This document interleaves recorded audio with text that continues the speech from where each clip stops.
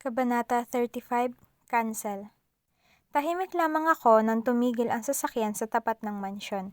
Ibababa ko na sana ang salamin ng front seat kanina para mapapasok kami sa gate pero nagulat ako't maagap na binuksan ang gate pagkaambang liliko.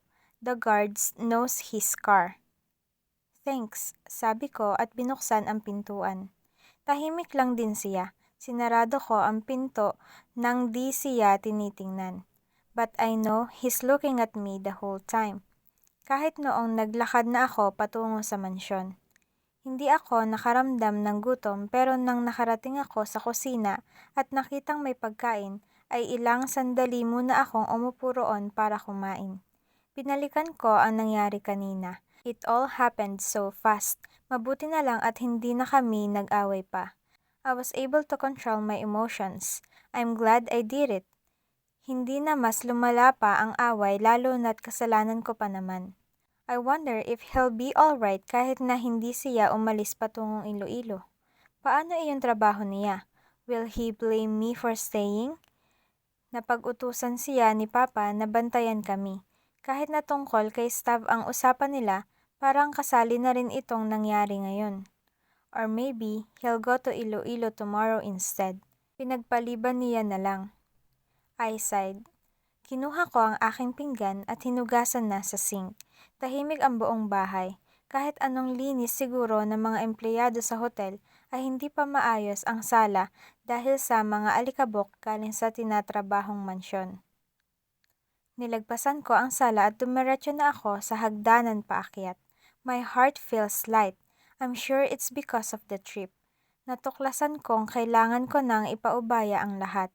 If I mess with what's bound to happen, it will only get complicated. Things will fall into place even without trying, so I just need to let go of all my worries. Hindi ko alam kung ilang minuto akong nagbabad sa banyo, pero nang natapos ako'y talagang narelax ako. Nilapitan ko ang tukador habang nagpupunas ng buhok. Nahagip ng tingin ko ang labas. Nakaawang kasi ang bintana sa aking kwarto, dahilan kung bakit nakita ko ang naroon. Lumapit ako para makita palalo. In front of the house stood Engineer Riego's car. Ganoon pa rin ang ayos nito ngayon simula pa kanina. He's standing beside the door, leaning and crossing his arms like he's thinking of something important. Why is he still here? My heart raced without my permission. Halos isang oras na akong nakauwi ah. Hindi ba siya uuwi? Well, besides, malapit lang ang kanila. Pero, I turned the lights off. I realized I shouldn't overthink. Maybe, he's just thinking about something important. I need to be the boss of my heart, not the other way around. Pagkapatay ng ilaw ay dumungaw ulit ako. Nanatiling ganon ang ayos niya. Hiniling niya ang kanyang batok sa sasakyan. Bahagya akong umatras. I remember the first time I saw him stand there. Noong linapitan siya ng bodyguards ko at ni Tita Marem. It broke my heart seeing him punched and beaten by our people. I didn't do anything. I was helpless. Humiga na lang ako sa kama at tinabunan na ang aking sarili. Kahit napagod ang katawan ko, ay hindi ako mahila ng antok. Nakatitig ako sa siling habang nakahiga. Hindi ko alam kung anong oras ako natulog pero tinanghali na naman ako ng gising kinabukasan. 8:00 nang umalis ako sa mansyon at nagtungo sa seaside para mag-breakfast. Si Kael? I asked the waiter. Ma'am, tapos na po siyang mag-breakfast, the waiter answered. Tumango lamang ako at nagsimula ng kumain. The calm sea made me eat slowly. Parang mas maraming oras ang natulala ako kesa sa sumubo ng pagkain. In the end, I didn't finish the food on my plate. 8:30 nang umakyat ako sa pangatlong palapag para magtrabaho. I'm pretty sure mas lalong dadami ang trabaho ko ngayon dahil pinagpaliban ko kahapon. I should overtime. Pagkapasok ko sa opisina ay nagulat ulit ako na may card sa power source. That means he's here. And yes, I saw him on his swivel chair. Nakapangalumbaba siya habang tinitignan ang kanyang laptop. Nilipat niya ang kanyang mata sa akin at medyo umayos sa pag-upo. He's wearing black jeans and a gray t-shirt. May konting tupi pa ang hem ng sleeves. It highlighted his biceps. I just can't help but notice. Tumaas ang mga kilay ko at binalingan ang laptop. "Good morning," he greeted. "Wow, that's new." "Morning," I said pagkatapos ay umupo na. I turned my laptop on. Hindi na ako nangahas na sumulyap sa kanya dahil pakiramdam ko ay nakatitig siya sa akin. While waiting for my laptop to respond, sinikop ko ang buhok ko at nilagay ang lahat sa kabilang balikat. The tip reached my thighs. I should cut this. It's been 5 years since the last time I went to a salon to do anything with my hair. Pero saan naman ako magpapagupit? Nang nabuhay ang laptop, ay nagsimula na ako sa trabaho. Ilang sandali ang lumipas ay tumayo siya. Doon lamang ako nagkaroon ng pagkakataong tingnan siya. May tinitingnan siyang trabaho sa kanyang lamesa. Then he glanced at me. I tore my eyes from our line of vision and started typing on my laptop. 10:00 nang mukhang kinailangan niyang lumabas para tingnan ang trabaho. May tinanggap siyang tawag na mukhang nagpapapunta sa kanya sa baba. "Bababa muna ako," he suddenly said. "Okay." I didn't even glance at him.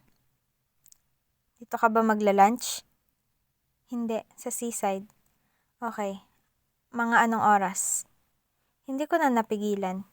Nilingon ko na siya. He looks indifferent but his question says otherwise. Nagkibit ako ng balikat. 12:00. He nodded then proceeded to the door. 11:30 nang biglang may tumawag sa akin. Pina-transfer lang ng front desk sa aking telepono dahil importante raw iyong tawag. "Hello, Miss Galvez?" It's a sweet voice of an older woman. "Hello po, how may I help you?" I asked. "This is Linda, Mayor Saldivar's personal assistant. Were you informed of the supposed meeting this afternoon? The good mayor didn't receive your RSVP." I almost said an oath. Hinalughog ko ang aking lamesa, tsaka lang nakita ang isang sulat galing sa opisina ng mayor. Bakit ba kasi ako umalis kahapon? Kung sabagay, kung hindi ako umalis ay baka tuluyan na akong nasiraan ng utak. I'll just deal with the consequences. Oh, mabilis kong binasa ang mga naroon. It's going to be around 1 p.m. this afternoon. At medyo marami pa akong tatapusing trabaho. Okay, it's going to be, the municipal hall. Sige po, pupunta ako, ma'am. She laughed. Okay, Miss Galvez. Ano nga pala ang agenda? Miss Galvez, it's about the festival next month. Yeah, sabi ko nang nabasa ulit sa sulat. Hinilot ko ang aking sentido at marahang pumikit. Sabado bukas. Bukas ko natatapusin ang lahat. Akala ko makakapag-relax ako bukas. God, Papa, bakit iniwan mo ang mga responsibilidad na ito sa akin? Okay, noted. I'll be there. Dahil sa meeting ay nahirapan ako sa schedule ko. Hindi ko alam kung anong oras iyon matatapos, so I'll assume that my afternoon is full. Hello? 12:00 nang tinawagan ko ang kitchen. Hello po, Miss Galvez, salubong sa akin. Pakidala na dito ang tanghalian ko. I'm in a rush so I can eat whatever's available, okay? Sige po, miss. Good thing I'm dressed for a formal meeting. Hindi tulad noong nakaraan na puro beach dress ang suot ko. Sa araw na ito ay isang floral skirt at white blouse ako. I went to the office bathroom to put on powder and check on my eye makeup. Pagkatapos ko roon ay may kumatok na para sa aking pagkain. Nagmamadali na akong kumain para mabilis din ako makapag-toothbrush. Kinuha ko sa kabinet ang isang itim na sling bag na hinanda ko roon kung sakaling may lakad ako. Now is the time to use it. I don't have much time to go back to the mansion to change my clothes. Pinulot ko ang telepono para tumawag sa front desk. Miss Galvez, hello! Bati noon. Is there an available van? Tanong ko. For some reason, our car is always out. Gamit siguro ni Kael. Kaya iyong van na lang ng hotel namin ang kukunin ko. I'll check, Miss Galvez. Ilang oras mo pong gagamitin? Say till 5? Sabi ko. The available van till 5 is still out. All the vans aren't available? Ngumuwi ako. Iyong iba po kasi binayaran na mag-tour noong nag-team building ng mga taga-Department of Health. Ilang van yun? Tanong ko. Nasa mga 8 po. Iyong iba? Inarkila ng ibang guest po. The other van is also in Katiklan. May nag-request po kasi na ihatid sa port. Anong oras ang dating noong van na pwedeng until 5?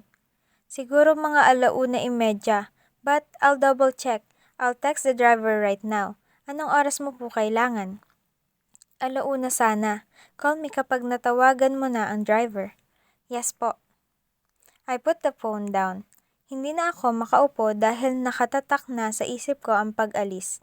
Kinagat ko ang labi ko sa pag-iisip kung paano. Malilate ako sa meeting? The door suddenly beeped. Hindi na ako nagtaka dahil paniguradong nakabalik na siya galing sa ginagawa.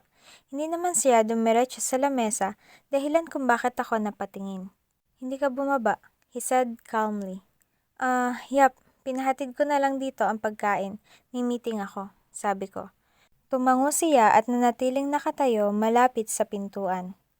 Bakit, hindi ba siya pupunta sa kanyang lamesa? Anong oras? Ngayon, nagaantay na lang ako ng tawag galing sa front desk. I'm free today. Nagkatinginan kami. Kung hindi tumunog ang telepono ay may sasabihin pa sana ako. Kinuha ko ang receiver. Miss, I called the van. The woman sounded careful. Alam ko ang tono na ito. Malilate nga yata ako. It's 30 minutes delayed of its schedule. Ibig sabihin, 2:00 pa po siya makakabalik. May isa pa pong dapat 1:00 ang dating kaso hindi pa sumasagot. I'll call back when the other driver receives my call. Wala bang van sa labas? Kahit huwag na lang akong antayin kung may lakad. Balikan na lang ako. Tatawag ako kapag tapos na ang meeting. Meron po, I'll check. Are you sure? I sighed.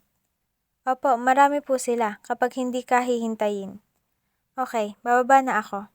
Binaba ko ang tawag at napatingin ulit sa kanya. Bababa na ako, paalam ko.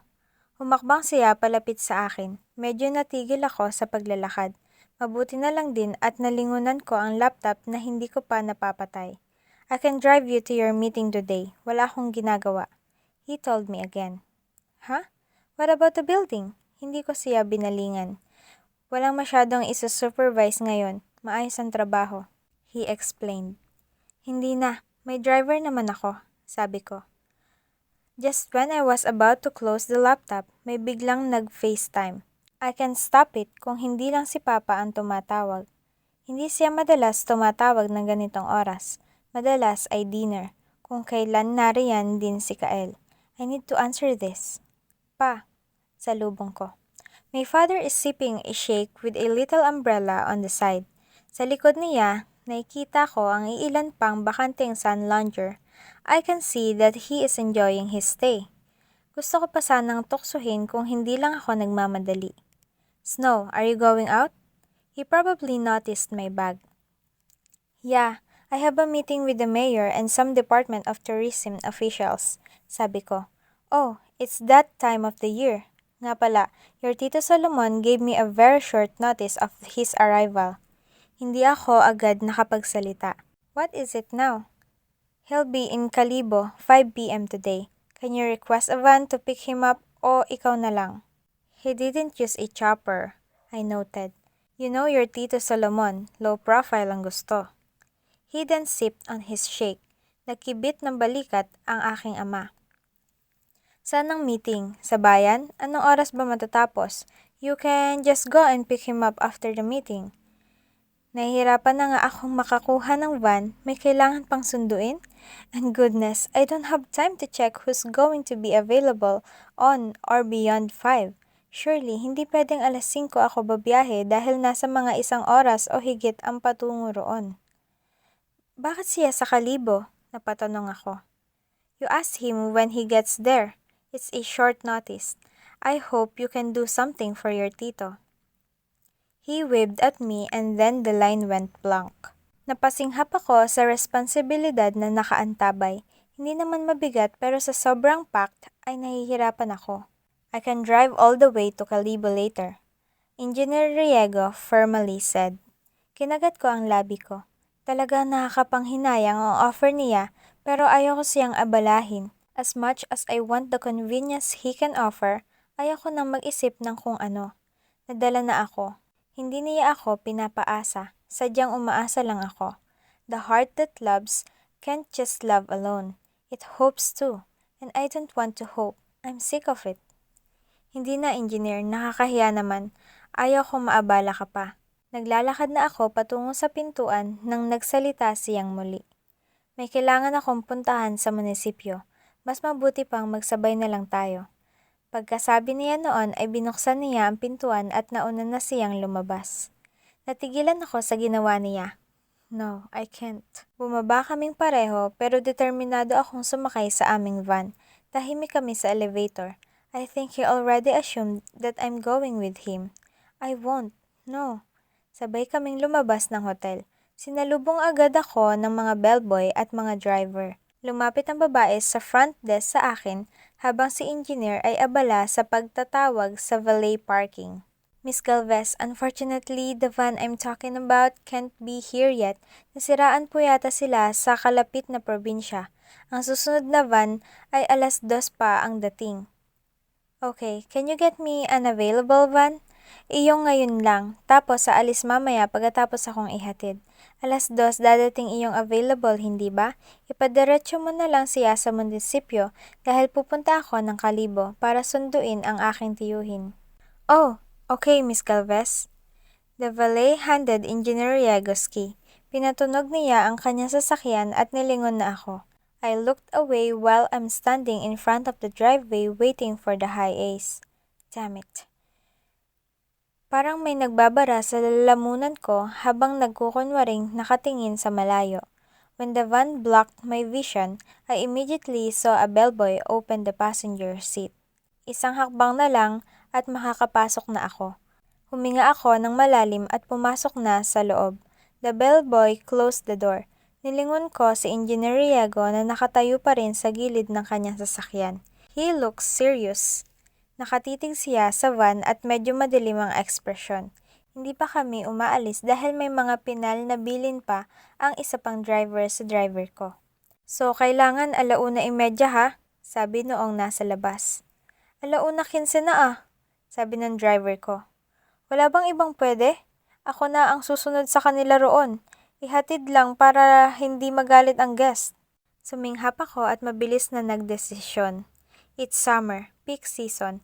Kahit na hindi naman maganda ang estado ng hotel, hindi pa rin naman ito nangungulelat sa turista. I tapped the seat of the driver. Manong, I said. Ma'am, sorry po. Tutulak na tayo. He assured me, closing his windows. Hindi na po, bababa po ako. Sasabay na po ako kay engineer. Sabi ko, ngunit umusog na iyon. Ma'am?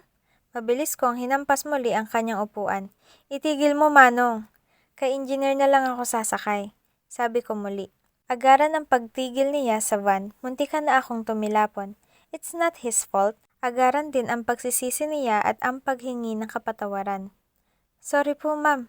Sabi ng matanda. Ayos lang ako, Manong. Bago ko madugtungan ay nakita kong naroon na si Engineer Riego sa pintuan. Umambas siyang bubuksan ang pintuan ng van pero dahil locked iyon, nataranta pa si Manong nang nakita ito roon. He immediately opened the locks. The door immediately opened. Ang mga salita ay halos magbara sa aking lalamunan. Nakita kong lumapit ang isa pang driver sa driver ko. Tumunog din ang radio transceiver sa loob ng van. Van number 17, anong nangyari? Tanong noon. Lilipat si ma'am kay Engineer Riego, the driver said. Nagkatinginan kami ni Engineer. Tumango agad siya, assuring me that he's so willing to drive me anywhere. May ahatid ka ba sa airport, Manong? Tanong ko sa driver. Opo ma'am, ngayong 2:00 ang flight sa Katiklan. Galing doon, may susunduin din ako, paliwanag niya. Tumango ako nang nakontento sa sagot. Umatras si engineer para bigyan ako ng espasyo sa paglabas. Abot-abot ang kalampag ng puso ko nang nakalabas ako. I almost find it ridiculous. Could a heart fail this much for someone after all the pain? I cannot believe it. Hindi ko siya tiningnan para hindi mahalata. Walang imik kaming lumapit sa kanyang Silverado. The employees were looking at us like we're some sort of movie. I find it awkward, but I pretended that I didn't know. Pagkapasok ko sa kanyang sasakyan, ay nag-seatbelt agad ako. Umikot siya at pumasok na rin doon. He immediately woke the engine. Tumulak na kami palabas ng hotel. Pasensya na sa abala. All the vans are busy. Yung van na sinakyan ko kanina may kailangan puntahan. Kung hindi ako umalis, baka may masabi ang guest. That's the last thing I need for the hotel now, I said calmly. Wala akong ginagawa buong araw. May dinisign lang ako kanina. Bukas ko pa tatapusin. Anong oras natin kukunin ng Tito Solomon mo sa Kalibo? Wow, I didn't know that we're going together. I need his help, I know. He is willingly giving his time and I should be grateful. Kaya lang talaga, maybe it just doesn't matter. Pagkatapos ng meeting sa munisipyo, sabi ko. Okay. Gusto ko sanang magtanong kung saan siya kapag nasa meeting ako, pero hindi ko na ginawa. It doesn't matter. That shouldn't be my business. Nag-offer siya. Paniguradong may plano siya sa mga oras na wala ako. Pagkarating namin sa munisipyo ay pinark niya na ang kanyang sasakyan. Sabay kaming lumabas. Right, may gagawin nga pala siya sa munisipyo, aniya. Good afternoon. Bati noong guard na nasalubong namin sa bukana ng building. Magandang hapon po. Bati ko pabalik. Napatingin ang matandang guard kay engineer. Si Bal, kasali ka sa meeting? Hindi, may kukunin lang ako, he answered. May gumiya sa amin patungo sa pangatlong palapag ng building. Sumama naman ako roon sa babae. She got this weird smile at us. Hindi ko na lang pinansin dahil gusto ko na lang matapos ang lahat ng ito. Pinapasok kami sa isang room na may long table. Nagulat ako't marami na ang naroon at tingin ko'y huli na ako. Pasensya na at natagalan, I said while receiving the assigned chair for me. May bakanting upuan sa tabi ko nakatabi ni Mayor Saldivar. Ang matanda ay tumatango sa akin at mukhang hindi naman bad trip. However, the other officials looked tense. Siguro ay may mga napag-usapan na. Si Bal, the mayor said. Tumango siya para salubungin ng tapik ang balikat ng kasama ko. Napatingin ako sa mga naroon. A man in his late 20s is beside me. He smiled. The other men were LGU officials. Hindi ako masyadong pamilyar pero alam kong ganoon ang mga naimbitahan sa meeting. Except of course to the old woman in front of me, who I think is the head of the Department of Tourism here. Yung binilin mo, nasa opisina ko. Mayor Saldivar said. Tiningala ko sila. I didn't know they were close, but he's from here so they all probably know him. Salamat tito, he said. Sa labas na lang ako mag-aantay. Hinatid ko lang si Miss Galvez. The mayor turned to me. Bahagya niyang binaba ang kanyang salamin para makita ako. He is silent for a moment and then he looked at Engineer Riego. The head of DOT eyed me too. Ipapakuha ko kay Adora ang mga dokumento. Dito ka muna at tamang-tama, pinag-uusapin namin iyong pinapaayos na tulay. Let's see what you can say about it. Sigurado naman akong kaya iyon ni Engineer Saldivar, Mayor, he said and glanced at the man beside me. Nilingon ko rin ang lalaki. Umisi lamang ito sa kanya at tumango. Hindi na, Engineer. Of course, you can join the meeting. Hindi pa ako kasali sa unang parte ng meeting dahil inuna nila iyong nasirang tulay. Hindi ko inasahang kasama pa siya sa meeting na iyon. Lumabas si Engineer Riego nang may tinawagan siya sa kanyang cellphone. I suddenly wonder if it's about work. I wonder if there's a glitch. Mabilisan ang ginawa niya noong isang araw. Kasalanan ko pa iyon. Inabangan ko siya para tanungin sana pero nagsimula na ang meeting tungkol sa fiesta activities kung saan kasali ako. Unfortunately, the hotel can't host the event's coronation night. Pwede kaming mag-sponsor ng swimsuit competition pero hindi iyong coronation dahil hindi maganda ang estado. Nire-renovate ito. Ayaw ko ma-advertise siyang ganoon ang background. Well, that's fine I guess. Kasi noong nag-meeting kami kasama si Madam Maria Emilia noong Disyembre, kahit iyong swimsuit competition ay ayaw niyang i-house. It's sad. That's the biggest hotel here. Ngumiti ako sa head ng DOT sa kanyang sinabi. Naintindihan ko. But isn't it also nice to look for some other hotels? Ilang taon na ring host ang hotel namin. I'm not complaining. I'm even honored. Hindi lang ako willing ngayong nire-renovate pa siya. Maybe next year. Kaya kong paunlakan. I hope you understand. Of course, Miss Galvez. No problem. Thank you. Sabi naman ngayon ni Mayor Saldivar. Nakasalikop ang kanyang mga daliri habang seryoso akong tinitingnan. Nanatili akong stiff sa pagkakaupo. Ni hindi ko masyadong nililingon ang mga katabi ko. Humilig ng konti ang engineer na katabi ko sa akin. Do I get a free pass? He asked. Taas noo ko siyang nilingon. He smirked. His stubble is the first thing I noticed. Kumurap-kurap ako para waksiin ang nagbabadyang ideya. Why do I find him anywhere anyway? Makahulugan ngumiti ang lalaki nang medyo ilang sandali akong natunganga sa kanya. Miss Galvez? He moved his head back and forth to get my attention. Damn. If you're going to be the judge, sure. Mayor, pwede bang mag-judge? The man laughed slightly.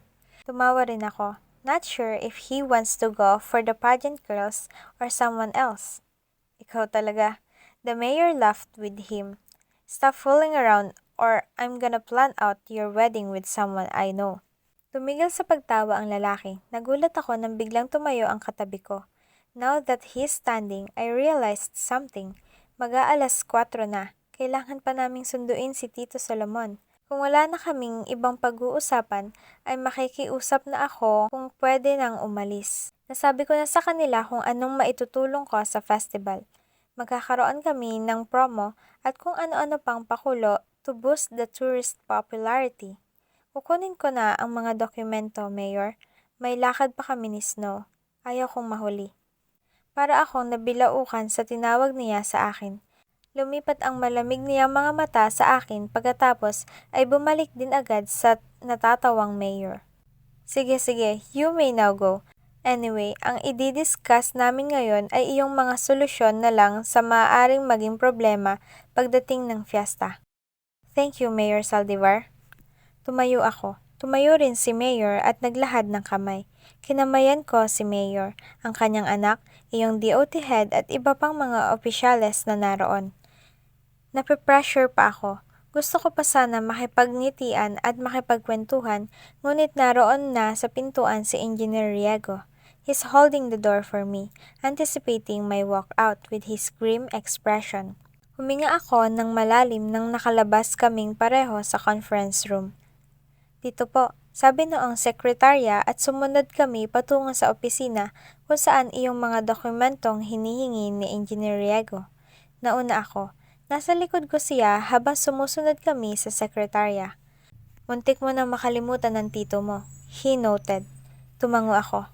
Naaliw ako roon. Tumigil ako nang nakarating na kami. May kinuha ang babae sa isang window. Lumapit si Engineer Riego sa gilid niya pagkatapos ay nilingon ako. Our eyes met. He looks cold and irritated. Gumuso ako. Hindi ko alam kung bakit nangingiti ako. I wonder what he looks like with a stubble. But does he have facial hair? Oh well, ano naman iyon sa akin? Gutom ka na ba? He suddenly asked habang pababa kami roon. Hindi naman, sabi ko. May restaurant tayong dadaanan. Masarap doon. I called Sir Solomon. He said his flight is delayed. Baka magutom tayo sa airport. Pwede tayong kumain muna sa restaurant. Hindi na. I genuinely smiled. Yes, it is tempting. He is always tempting, but umuwa ang labi niya ng ilang sandali. Tinikom niya rin agad iyon pagkatapos ay tumango. Nakalabas na kami ng munisipyo nang may tumawag sa kanya. Papasok ako ng front seat nang sinagot niya iyon. Hindi siya pumasok ng sasakyan. Siguro na rin ay para hindi ko marinig kung anong sasabihin niya sa katawagan. Napalunok ako at inabala na lang ang sarili sa pag-aayos ng seatbelt. Hindi naman matagal ang tawag pero ang ekspresyon niya habang kausap ang nasa kabilang linya ay medyo madilim. Is it about work? Ang lakad ba na ito ay sagabal sa kanyang trabaho? Pagkasakay niya ay nilagay niya agad ang kanyang cellphone sa dashboard. Sinilip ko ito dahil umiilaw pa.